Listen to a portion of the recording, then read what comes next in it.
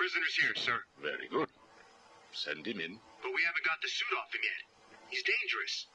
Are you sure? Of course. Victor Fries and I have much in common. We will be fine.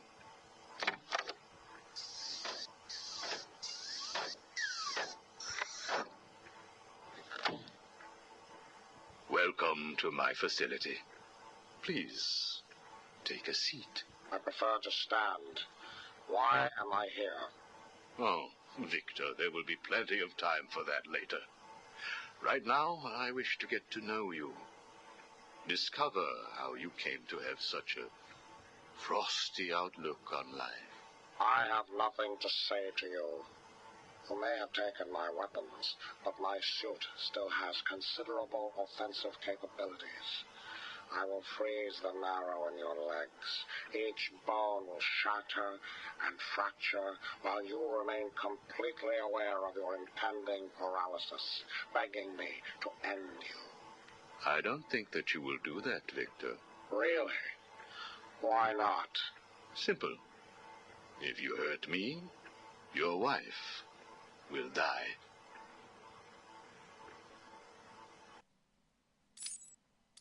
Where is she? Where is my wife? Nora is in safe hands. Now, let's discuss an incident from your childhood. No. Then this is over. Guard. Wait. What do you wish to learn? Your early years were troubled. I was not a sociable child, but that is all. Even your parents disowned you. They sent you away to a reform school, correct? They did not understand my work. Your work? According to a police report, you froze over a dozen of your neighbor's pets. I have always had an interest in cryonic preservation. I didn't understand why my parents allowed our sick pets to die instead of attempting to save them. So I set about finding my own way. I intended to revive all of those creatures. But you didn't.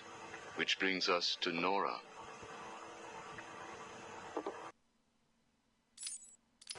Have you ever seen a flower die? Watched something that was once so beautiful, so full of life, collapse and rot from within? You refer to Nora's illness. It seems like yesterday when I first found her. It all happened so quickly. Suddenly, I was losing her. Did you seek help? What about your employer, GothCorp? I hid it from them, diverting resources from GothCorp's research in an attempt to find the cure. But in the end, I failed. Time was running out. I knew that if I was discovered, Nora would die. Why take that risk? Do you know what it is to love someone? To really love them? No. Nora was all I could think of. I reran the diagnostics, re-examined every detail from every angle, certain that I had missed something. I cursed myself for being so blind, so stupid. Surely there was a cure.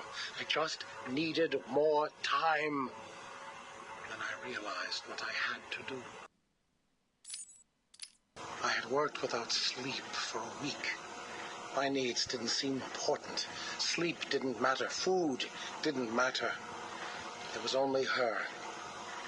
I looked at Nora and I told her that I loved her. She told me there was nothing I could do, that we should just accept fate. She smiled her beautiful smile as she said it. I promised to cure her. And then I pressed the button. You cryogenically froze her, keeping her on ice, so to speak, while you worked on a cure. It broke your heart, but now you had all the time in the world. Did you feel relieved? I went home and fell into a deep sleep.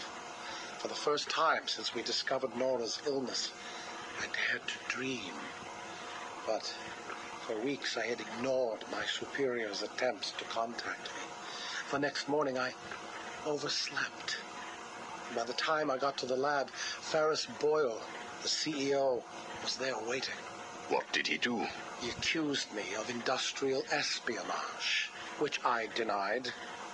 But then his guards found Nora. Boyle told me that, like all of my research, she belonged to him. I was enraged. I attacked him. His guards beat me back, and in the struggle, I was drenched by the cryogenic chemical I had created. I lay on the floor, helpless, watching the guards steal Nora away. Boyle told me it was a tragedy for such a promising mind to perish in a lab accident. Then he left me to die. But you survived. The chemicals were absorbed into my body and transformed my metabolism. My body went numb. I felt a strange tingling, then searing pain all over. Each breath ignited my lungs. I clawed my way back to a refrigeration unit, and as I closed the door behind me, I felt the icy chill calm my aching body. Things suddenly seemed clear. What seemed clear? Finding a cure for Nora? No. Revenge. Boyle would pay.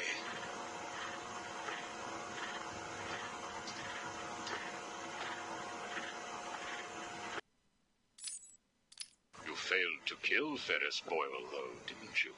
Yes. Why? You know why. Batman.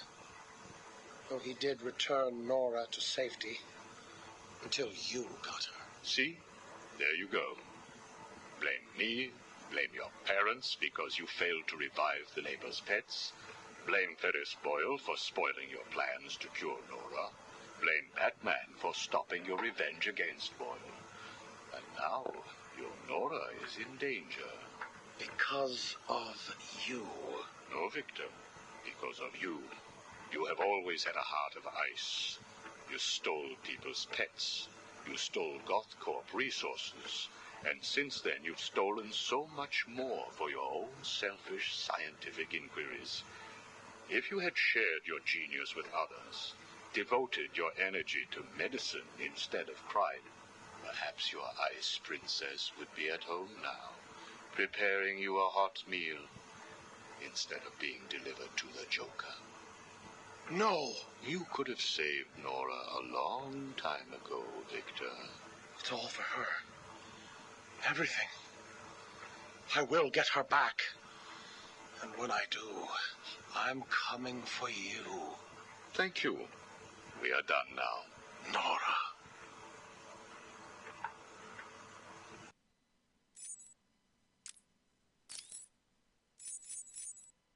I'm only doing this as a courtesy, Strange. Don't think you've beaten me. I just thought we could both benefit. I'm only doing this as a courtesy, Strange. Don't think you've beaten me. I just thought we could both benefit from a little talk, Mr. Cobblepot. Don't try that psycho mumbo-jumbo with me, Strange. I'm not like the other crazies. Of course not. After all, considering the challenges you faced. Challenges? What freaking challenges? You're no better than me. No one is. I own this place. Well, to be clear, I allow you certain freedoms, but let's continue. Why do you feel the need to own anything? I believe it is a mechanism to compensate for some childhood inadequacy. You were friends with the Waynes, correct? I was. Till someone did the world a favor and blew the brains out of little Wayne's self-righteous parents. I was laughing for weeks. It still brings a smile to my face. And you think that's okay? Okay? No, I don't think it's okay. I think it's bloody hysterical. That family destroyed mine. What happened to them? Well, it couldn't have happened to nicer people. Take a seat, Mr. Cobblepot. What is it now, Strange? I wanted to talk about your apparent hatred of the Waynes. Your outburst last time was most interesting. Oh, it's simple, really. I don't like the snivelling little bastard. Look at him. All high and mighty because someone killed Mummy and Daddy. Most people look upon him with sympathy. No, they don't. They're jealous. Jealous of his money, his cars, his women. He lost the sympathy vote when he vanished for all those years. I can't tell you how much I hoped he was visiting his dear mum and dad. Where do you suppose he went? How am I supposed to know? Let us move on, then. No. It's time that you do something for me. And what is that? Here's a list. Told you, Strange. No more little questions until you give me what I want. Take a look, Mr. Cobblepot. Here is a purchase order for the various firearms you require. I must say, you chose an exotic selection. I only take the best. A wise strategy. So what's yours? Excuse me? What are you up to? Why would you give me of all people, guns, explosives, all this stuff? Arkham City is an experiment, Mr. Cobblepot. A new way of thinking. We've separated you from society, so I am more than willing to study the results if you all just decide to kill each other. Besides, your feud with the Joker is intriguing. I was here first. I bought my museum in the Iceberg Lounge fair and square. It was you and that mayor who stuck us all together. Again, you refer to owning things. Quite fascinating. I believe we gave you the opportunity to leave. And take over my turf. Never. Good evening, Mr. Cobblepot. I trust you received the second delivery. Yeah, I did. I don't know what you did to those dribbling monkeys, Strange, but they were perfect. I'm glad. It appears that we can both help each other. If you say so. I suppose it doesn't hurt that by the time I'm done with them, they're usually in too many pieces for anyone to know what you're really getting up to in those rooms of yours. I have no idea what you are talking about. Of course not. So, Hugo. The clown. Is he really dying? It appears so. Self-inflicted, of course, but yes, he is. He has Mr. Freeze working on a potential cure, but I am sure neither of us want him to get his hands on it, do we? We're ready. Good. Now, one last thing. Your face. It's beautiful, isn't it? The eye. I believe it was the result of a bar brawl, correct? Ah, Torag got lucky. He got his, though. He took my eye. I took both of his. Left him trying to walk across the Gotham freeway in rush hour. Hilarious. You're a rich man, Mr. Cobblepot. You could have had that glass removed. They said it was impossible. And what the hell? I think it gives me a more unique look. Know what I mean? Now, where is Freeze? He's right here, in the room next door. You can take him with you. Are you familiar with the term Napoleon complex? No. What is it? It's nothing. Oh, and one last thing. Here is a list of 10 prisoners I believe work for you. Yeah? So what? You want to saw their heads open and scoop out their brains too? No. I just thought you'd like to know that they are all in the employ of the GCPD. What? I believe you know what to do with them. I don't like being spied on, Mr. Cobblepot. Good night.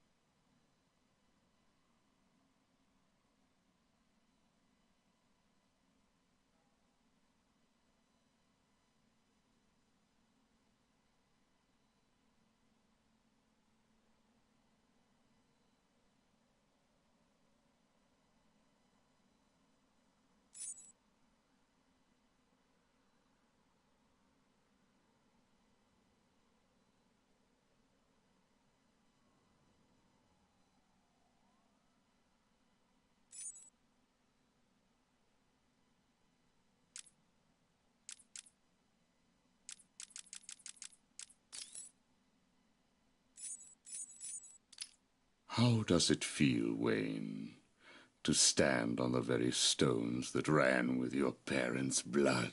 Do you feel sad, full of rage? Or does that outfit help bury your feelings, hiding your true self? Oh, you are a truly extraordinary specimen. I look forward to breaking you.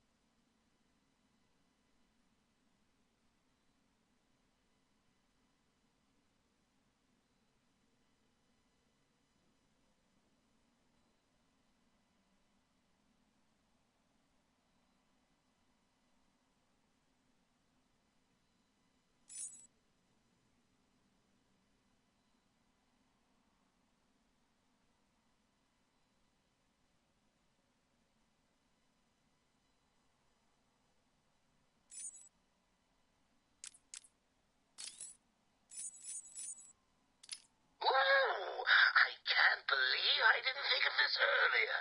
A hotline straight to my bestest friend in the world. Just think, I can call you up whenever I get bored. I think our relationship is really maturing here. The next thing you know is we'll be exchanging emails or meeting up for romantic dinners. You have one missed call. Ring, ring. I was just remembering when it first occurred to me. It was about 6 months after you left me on that rooftop back at the asylum. As the bones knitted back together, I had plenty of time to think. So how do you keep a secret from the world's greatest detective? Well, do you know? It's easy. You stick it right in front of him, right under his long, pointy nose, and wait. I hope you're doing your best here, Bats, because I've just had a horrible thought. We could both actually die here tonight. Fortunately, the odds are weighted in my favor, but just imagine how you'll feel if I'm gone. It's not like you're not lonely enough, right? All that brooding is not good for you, you know. Do you have someone to go home to each morning? And I don't mean that kid you drag across the rooftops. I mean someone real, someone you can talk to. I don't think you do. It's sad, isn't it? You do all this for Gotham, and the only person you can rely on is me. You have one missed call.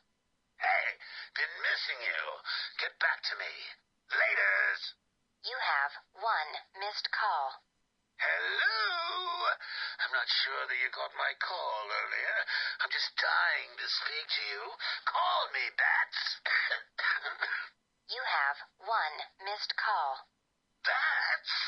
Seriously? You're making me paranoid. Why aren't you answering my calls? You haven't gone and died on me, have you? You have one missed call. Look, I know you're not dead. I'm missing a group of my guys down under the tower. Guess that means you know about the guns already. Okay, I admit it, they're mine. Strange gives them to me, okay? Can we be BFFs again? You have one missed call. Maybe it wasn't you that took out my guys. All right, then. The message I left before, you know, the one I left about the guns, you can ignore it. Just delete it. You have one missed call. Right. This is getting ridiculous. ridiculous. I've been leaving messages all night and you still haven't got back to me. Who do I need to kill to make you pick up? You have one missed call. At last? Hey, Bats. Where you been? I was just calling to find out how you're feeling. Are you getting the hallucinations yet? I know. It's hard to tell these days.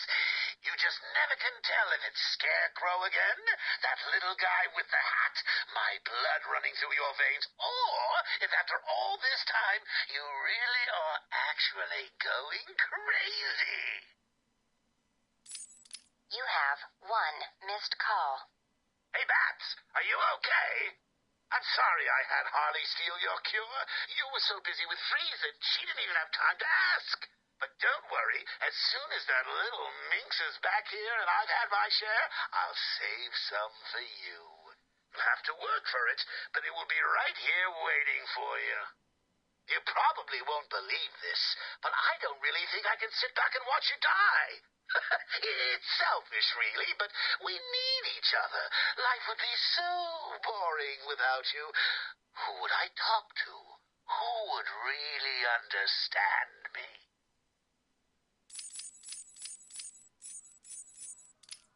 Hello? Anyone in there?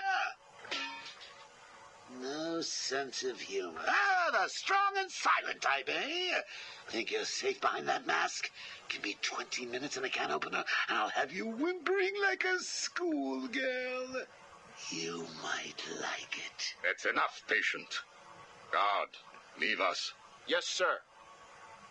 Good afternoon. My name is Professor Hugo Strange. And you are... Two-Face. Catwoman. Batman. We can play these games as long as you like. Great. I love games. Not in my facility, you won't. I'm offering you this opportunity to make a deal.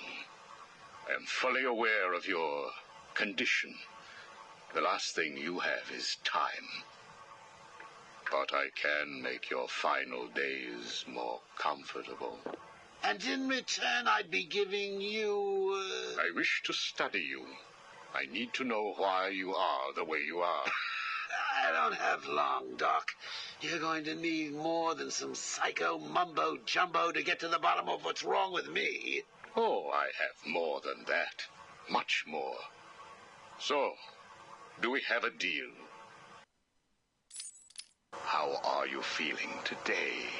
You promised me another doctor, Strange. Maybe you shouldn't have killed the one I sent last week. What made you do it? Fish gotta swim, birds gotta fly. Besides, it was worth it to see the look on her face. Hey, you know what? I think I've got a piece of it here in my pocket. You are trying my patience. That was the third doctor you've killed. Well, keep on sending them, Doc. I'm trying to break my record. I think it is time for you to do something for me. Name it, Doc. Tell me how you came to be. Explain what made you what you are today. How you come to be sitting across the table from me. Dying. Is that all? Well, I guess you could say I once had a very bad day. Really? Go on. It was a Thursday night. Things had been getting worse. I was 3 days from the bank foreclosing on my home. The chemical plant I worked nights at was about to lay off half the workforce. And I was sitting in the hospital, holding the hand of my pregnant wife, wishing to God that she wasn't dead. That must have been upsetting for you. Probably was. Back then, though, all I knew was that if I didn't let old man Falcone's men into the plant that night, they'd have killed me, too. So here's the thing. I had to decide. Could I live without her? Was there any point going on? I've got to admit it. I was scared. Not of being dead, you understand. No one would blame you if you were. It is perfectly common. Do I look common? No, I was scared of the part just before you die, when you don't know what is about to happen, when you're desperately clutching at life and trying to hold on with slippery, blood-covered hands. So I made a decision right there. And what was that? That is a story for another day, Strange. I think I may need to see a doctor. Get me one. You were telling me about the night your wife died. Oh, no, Hugo. As I recall, I was waiting for you to send me another doctor. We both know I have sent you 3 more doctors. Did you? Yes. One was left dismembered outside the elevator to my office. The other 2 have not been seen since they were sent to you. How careless. Listen, Doc. Professor. Okay, Professor. I'll give you a little more. I just hope you're taking notes. It's the day after, and I'm standing in the freezing rain, just staring at the chemical plant, feeling numb. Jeannie was dead. It didn't seem real. I can remember the day I first met her infectious smile as I told her bad joke after bad joke. How, even after living with the pathetic wretch I was, she still wanted my child. And then they arrived. Reality's way of yanking me another wedgie. Falcone's men told me to cheer up. He said things could be worse. I asked him how. He grabbed me by the collar, pulled me close. He'd been eating garlic, and each word stank as he threatened to perform oral surgery on me with a nail and a brick. Creative guy. They hand me a box. I remember thinking it was heavy. Was it a bomb? A gun? I'd never used a gun before. Were they that heavy? And what was in the box? How's that doctor coming along? I'll get you one. And when you do, I'll tell you the rest. You are looking a little better, yes. Well, I have my good days and bad days, but I do try and start each one with a smile. Are you ready to continue your story? Yeah, why not? So where was I? The box. Ah, yes, the box. So there I was, tearing open this box, expecting the worst. And all it had in it was a crazy red dome and a cloak. I thought they were having a joke with me, but oh no. They made me put it on. They said it was a disguise. It would keep me safe. It smelled like garlic. And that was it, really. I was dressed up like a spaceman, barely able to see, trying to break into the one place in this town that had given me a job. Have you ever tried to walk with an enormous fishbowl on your head? Don't answer that. It's hard. I couldn't see where I was going. I must have tripped one of the alarms. I heard muffled gunfire. I panicked and tried to run. And then I saw him. Who? Batman. Really? Yes, really. Batman tried to hit me. I moved out of the way, but, well, what you need to understand is I had this giant bowl on my head, and I lost my balance. It's like life, really. 1 minute everything's bad, and the next your wife's dead and you're hanging on for dear life, suspended over a tank of experimental chemicals. I'm sure he'd say he tried to save me, but we all know he didn't. I fell. For a second, just as I hit the surface, I thought I may just get away with this. I assume that wasn't the case. Do I look like I got away with it? I was drowning. The chemicals were burning my skin. My entire body felt like it was on fire. And it was all his fault. Whose fault? Batman's? Who else? Yours? Come again? Let me tell you what I believe. I believe that you have fabricated a series of events that you use to conceal the truth about your condition. I have read 12 different accounts of your past, all different, except for one detail. Batman. What can I say? I like to keep things interesting. A wise man once told me that if you have to have an origin story, you're better off making it multiple choice. And never facing up to the truth of what happened. What you did. How you got here. Oh, I know exactly how I got here. A big truck brought me here from Arkham. You remember the asylum, don't you? Of course. Well, good. Because I'd hate to think that I'd fabricated seeing you watching me in my cell all those times. Excuse me? Hugo, you merry maniac. You were obsessed with me. You all were trying to get in here. Next thing you'll tell me it wasn't you who sent old Sharpie over the edge. Nice work, by the way. Thank you. So here's the thing. If you want to make sure that no one else finds out about your past, you should stop poking your nose into mine. Oh, and send me another doc. I think I need a second opinion.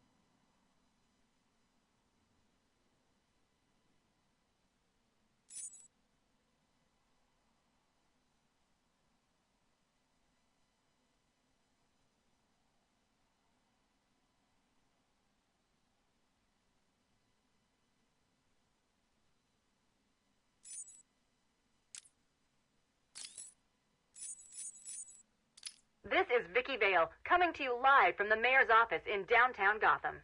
Today is your first chance to put questions directly to the mayor. As you know, Mayor Sharp's criminal quarantine program was the main platform that won him the election.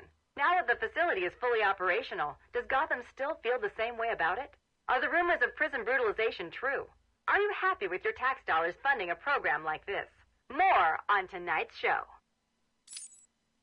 Welcome, Gotham, to the Vicki Vale Show. And welcome to Gotham's new mayor, Quincy Sharp. Good evening, Miss Vale. So, Mr. Mayor, the question I put to you, Arkham City, success or potential powder keg? What a question, Vicki. You don't mind if I call you Vicki, do you? Of course not, Quincy. Well, Vicki, I can only describe the last 6 months as having been a great success. The people spoke. They said they were sick of crime in Gotham. They said they didn't want to place their safety, their children's safety, in the hands of vigilantes like Batman, Nightwing, and there's at least one more. The Huntress. The Creeper? Whoever. Listen, Vicki. The people wanted a sane solution, and I've provided one. My administration has taken steps to guarantee the personal safety of each and every member of Gotham, from the rich to the poor, by separating the disgusting criminal element that eats away at our fine city like a cancer from the good people who want only to live their lives in peace. I have struck a blow that will change this great city forever. And what do you say to those who campaign against the plan? To those who call it inhumane? I believe the campaign against the zone has its fair share of celebrity members. Take Bruce Wayne, for example. Mr. Wayne will soon come over to our side. I have great faith. In fact, I have a meeting scheduled with his people for tomorrow. We must never forget that it was filthy degenerates, like the prisoners of Arkham City, who were responsible for murdering Mr. Wayne's family. Even so, Bruce Wayne doesn't seem to be a huge fan of your plans. Time will tell, Vicki. Now, if you will excuse me. Of course. Thank you, Mr. Mayor. That was what Quincy Sharp, mayor of Gotham City, had to say last week. I wonder how he feels now that Bruce Wayne has been sent into Arkham City.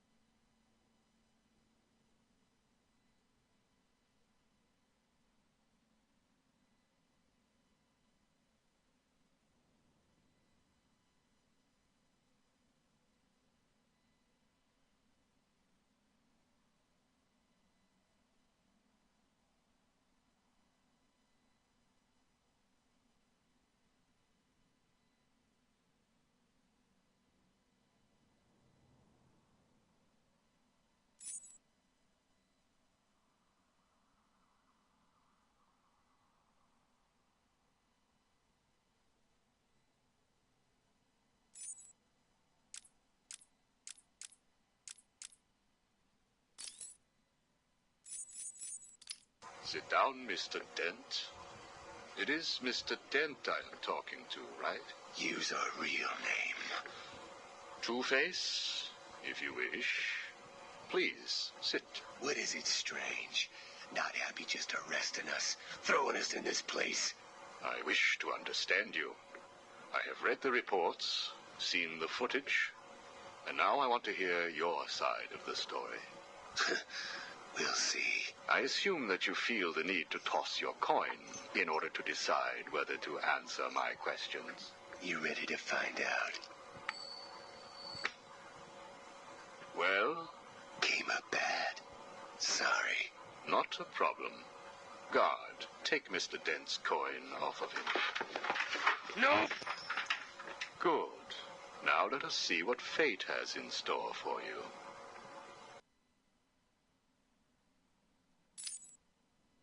I'll kill you for this. Really?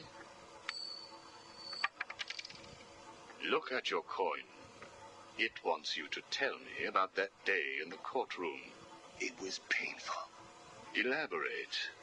I was naive. I thought I could make a difference. Falcone was going to go down for what he had done. But he had other plans.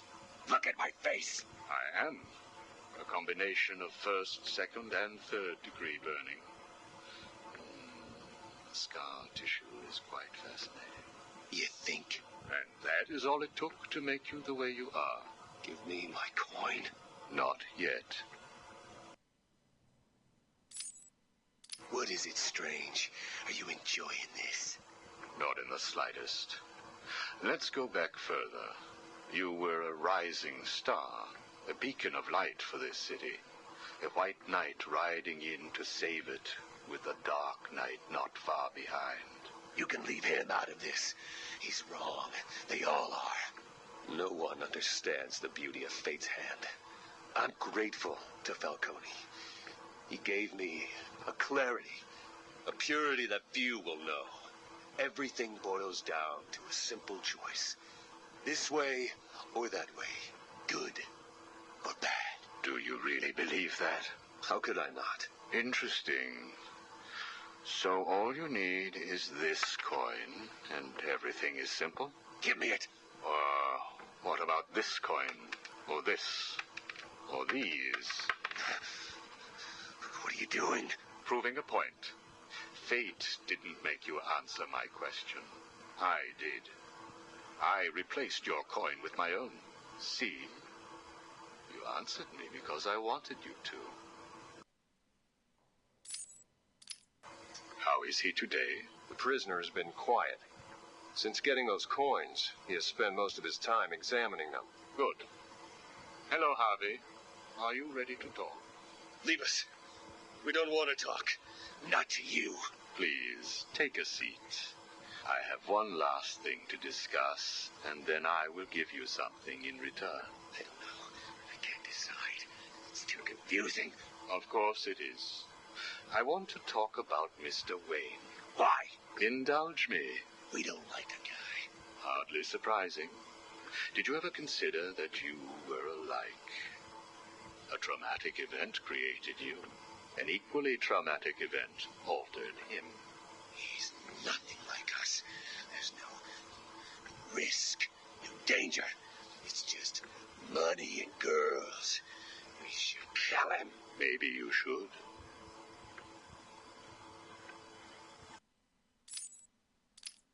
Listen to me, Harvey. I am going to give you a simple choice.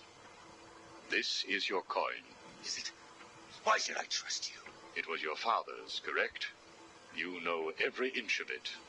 When you close your eyes, you can feel it, can't you? Give me it, please. I want you to understand what I'm about to tell you. You believe that this coin determines the fate of your world. I, however, believe that your condition has always been present. It was there before you were attacked, and it is still there now. You probably had headaches. Your wife found you unpredictable, scary sometimes. Give us it. I'm going to throw the coin in the air. If you let it fall, I will do whatever I can to cure you. I will help you become the man you used to be. Or If you grab it, I will let you loose in Arkham City, and I will tell you what Catwoman is doing right this second. can't decide. You have to. At this moment, Catwoman is preparing to steal the contents of the safe in your old campaign office. Bitch, we need to stop her. And you may. Goodbye, Mr. Dent.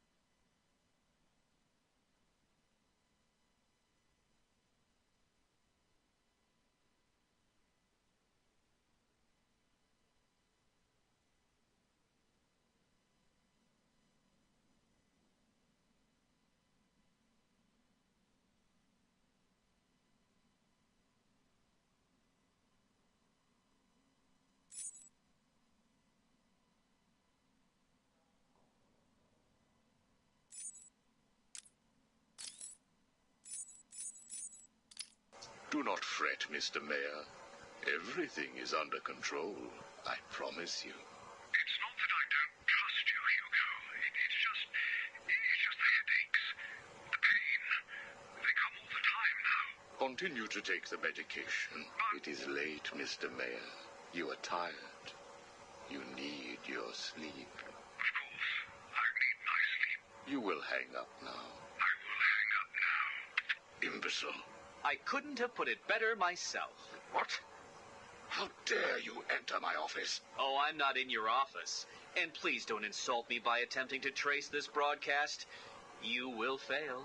I take it I am talking to Mr. Edward Nigma. Do you know of any other inmate in your twisted little penitentiary who is ingenious enough to arrange this little chat? Narcissism, a compulsive desire to prove his intellect, and a predilection for riddles. You've read my file. Of course. Good.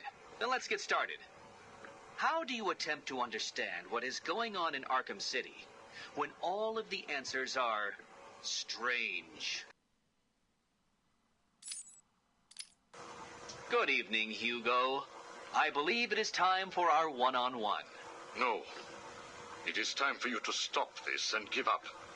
My tiger guards will find you, and when that happens, I will perform the procedure on you myself.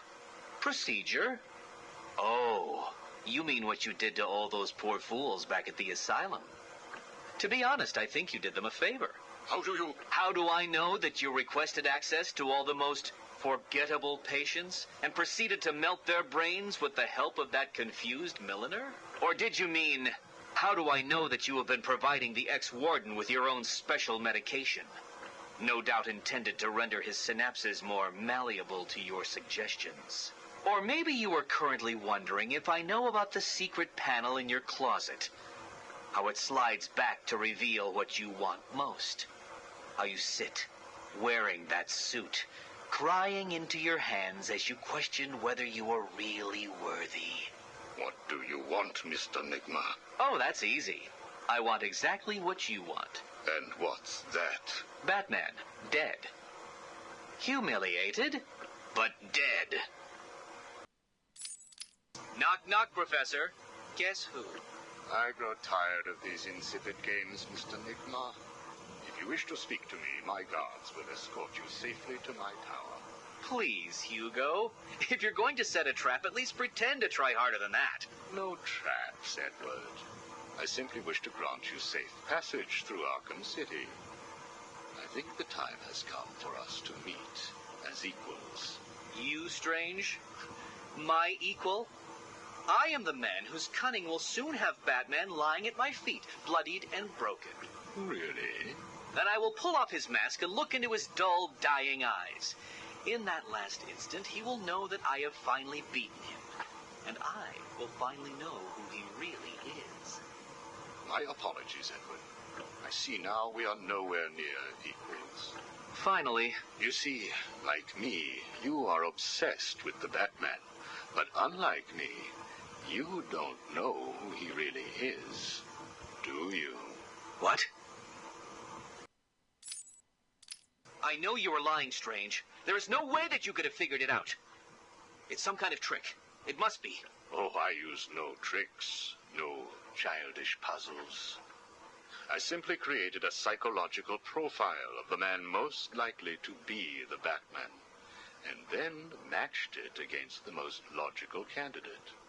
I was right, of course. Well, who is he? Ah, but that would spoil the game for you, wouldn't it? You must tell me.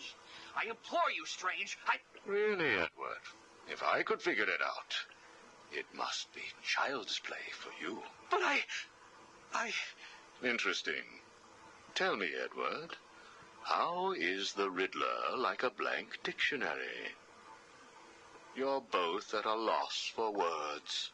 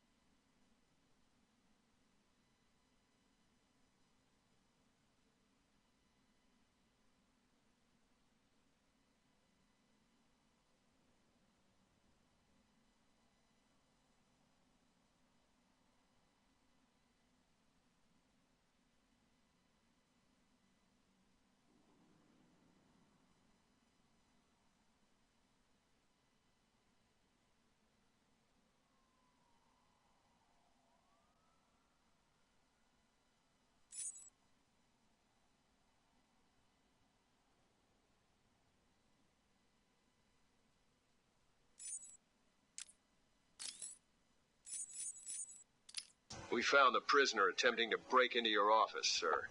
I see. Leave us. Yes, sir. Well, well, as I live and breathe, Professor Hugo Strange. Your posters really don't do you justice.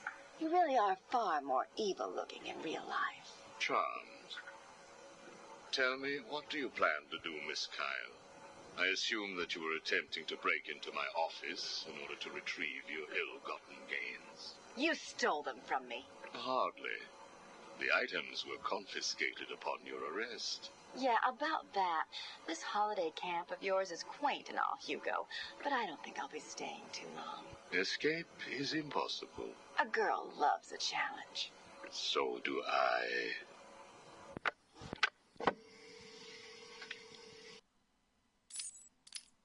Tell me, what would you do if I let you go? Attempt to escape? Try and find the confiscated items? Contact the Batman? Why would I contact him? It's his fault I'm in here. Is it? I believe you would have escaped if greed had not got the better of you. He was actually in the process of rescuing you, was he not? I didn't need his help. Or any man's, it appears. Come on. You're going somewhere with this. Spit it out. I've been studying you. I can see. My eyes are up here, by the way. Very amusing. Tell me, what was it like growing up alone? Fending for yourself? Doing whatever was necessary to stay alive? Please, I'm tearing up here. And Holly, what would you do if I sent my men after her? Touch her, and you're dead. Have you calmed down yet? Where is she? That depends on your next answer. If you could save one person tonight, who would it be? Holly? Or the Batman? He can look after himself. Good. Holly is safe for now. Let us talk about Batman. What do you think I can tell you that you don't already know? You've been sending your goons after him for months. He said you were studying him. So you speak. Good. You never knew your father, correct? Enough, Strange. This is over. If you say so. Captain, do you have the girl in your sights? Yes, sir. Kill her. No! Are you prepared to talk? I thought so. Keep the girl targeted, Captain. You bastard. Shall we continue? Your father. Did you ever meet him? Never knew the son of a bitch. Unfortunate. He certainly seems to have made an impact on you. The distrust of men, for example. Your relationship with Batman, would you call it close? Me and the Brooding One get along just fine. But you want more. But you can't trust men, can you? What? Look, he's spoken for. He must be.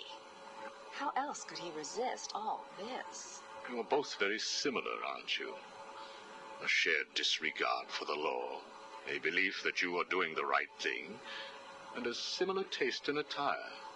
But beneath the surface, there is a weakness. Like hell. You both risk everything for a chance at redemption. You tell yourself it's to help her. He does the same for the boy. It's all just to make his life more complete, to become the father he never knew. You don't know anything about him. And neither do you. He hasn't confided in you because he doesn't trust you. And it hurts, doesn't it? I touched a raw nerve, didn't I? Are you still here? You're hurt because he knows who you are, but you don't know anything about him. Do you love him? No! Holly is safe. I have little interest in the life of a teenage delinquent, unless, of course, she finds herself in my facility. What was all this about, Strange? Do you enjoy making people beg? Not at all. I am only interested in what makes people do what they do. Soon you will not have to worry about the Batman. Steal what you like, do what you must in a futile attempt to steal his heart. You will fail. You sound pretty sure of yourself. Plans are afoot, Miss Kyle. Soon you may wish to re-evaluate your admiration for him. I will be the one standing over his body, and the world will know that Hugo Strange is better than him. Yeah, whatever. Two-Face has placed what you are looking for in his safe in his old campaign office. He is someone else who cannot let go of his past. I hope that the contents of that safe make you happy.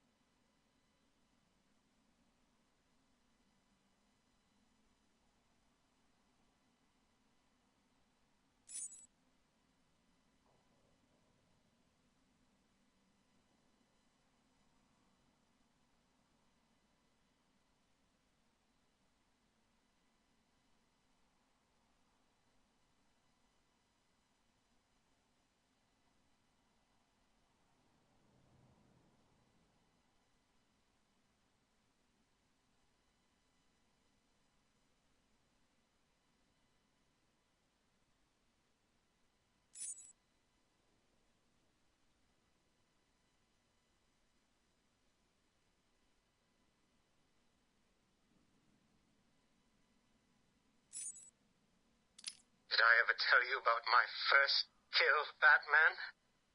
No? As I am sure you are aware, my parents were dead and I was rich.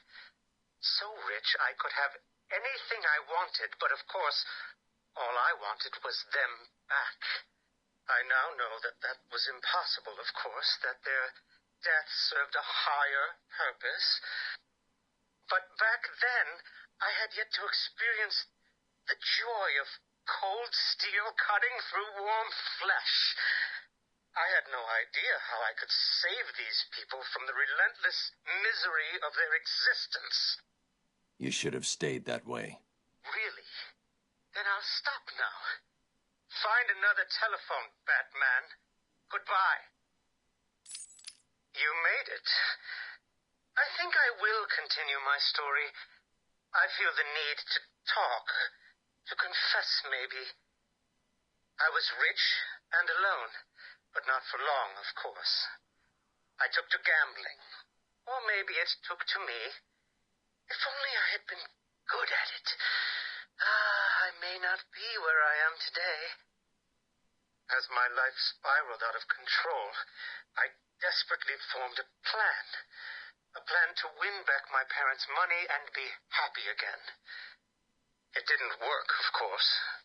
Plans like that never do. But as I stood outside the Iceberg Lounge on that hot summer night, I remember feeling something. Hope, maybe. The Iceberg Lounge was crawling with the disgusting flesh of humanity. You could find anything there. If you had the money, of course. At the beginning, I seemed to be winning. The cards all went my way, and I found myself at the owner's table. Some reason I thought I would win, that he would play fair. I looked around the table. I saw the people I was against. Card sharks, thugs, princes, and the disgusting midget who ran the place. One by one, they all lost or folded. The chips were piling up, and it was just him and me. They called him the Penguin, even back then. He had both eyes, of course. That little accident hadn't happened yet. And both of them were looking at me when I put down my cards. 6 of clubs.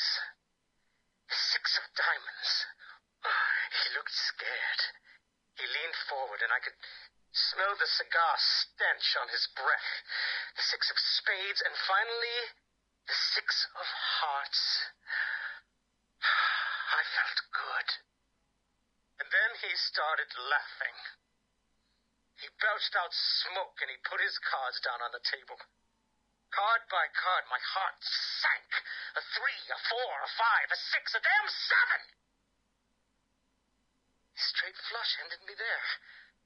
I was lost and thrown out into the city to die, penniless. Can you imagine what it was like, Batman? I was numb. I'd lost everything, and I was alone, crying like a baby staggering through the streets of this city, until I found the answer that I had been looking for. I stood there on the Sprang Bridge, looking out at the sea. I felt the warm breeze on my skin, and it felt right. I looked down and imagined myself falling into the blissful arms of my mother. And then he appeared. He held out the knife and demanded my money. My money! Can you believe it? I looked into his cold, desperate eyes, and I saw something familiar. Something inevitable. I saw oblivion. I saw that we are all the same, stuck on a miserable loop that demands salvation. So I gave it to him. Can you imagine the vagrant surprise when I grabbed his knife from his hands? It was instinctive. It was beautiful. In one movement, I sliced out his throat and gave him the gift of salvation. It happened so fast, but I felt every joyous sensation. The blood sprayed over my face, and I saw what little life was left in his eyes leave. But then it was over. I felt lost. Like it had been meaningless, that no one would acknowledge my sacrifice. And then it happened. Without realizing what I was doing, I plunged the knife into my forearm and cut deep. It was incredible. I felt my body elevate to a higher place. It had become a temple to my work.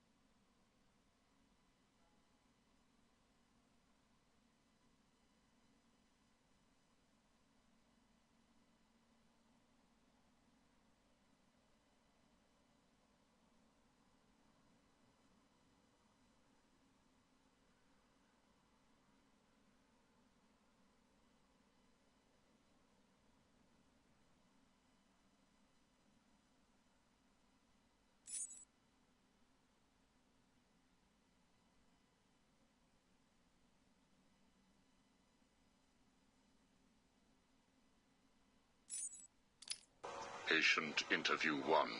Subject's name, Jervis Tetch, a.k.a. the Mad Hatter. Brought to Arkham Asylum by the Batman 6 months ago. Patient exhibits signs of obsessive compulsion and paranoid schizophrenia. Sit down, Mr. Tetch. But there's no time to sit. I need Alice. Where is my Alice? Please. No time to sit, not time to chat. I'm searching for Alice and I've lost my head. Guard, restrain Mr. Tetch. Get off me. Get off me. I'm late. I'm running out of time, Alice. Where are you? Alice isn't here yet. Just relax, Jervis. She will be here soon. I promise. But now, would you like some tea, patient? Is Alice here yet? No, I'm afraid not. Let us talk while we wait. You and I have much in common, Jervis. Really? Do you know Alice too? Unfortunately not. You and I both share an interest in the mind, do we not? I studied your papers, Jervis. You are quite brilliant. Truly an extraordinary mind. Oh, it doesn't matter. It's all just chemicals and synapses and rabbits and... Oh, where is Alice? You need to focus. Think about your work for a minute.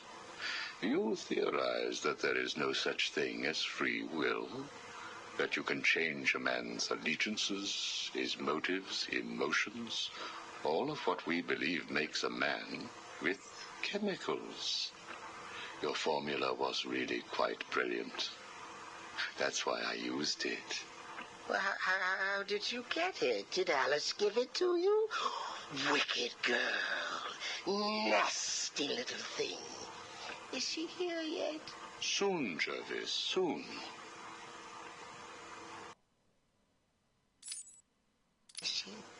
Oh, you told me that Alice would be here. She is, Jervis. She's right here. Alice? Alice, come out. Don't pout. Don't make me shout. Alice, come out. Where are you? Take a look at the pictures, Jervis. Oh, who are these people? Look again. Oh, I don't know who they are. Oh, please, is Alice here or not? Look at the first picture. Look at the dress she's wearing. Look at the hair. It's Alice, isn't it? No. It can't be Alice. Alice has nice yellow hair and isn't covered in blood. I think you know exactly who this is, Mr. Tetch. I think you remember the night you lured Stephanie Williams back to your research lab. How you offered her tea. What happened then? No. You killed her, didn't you? No. She went first. It's okay, Jervis. It's all right to remember. How many Alices were there? I can't remember.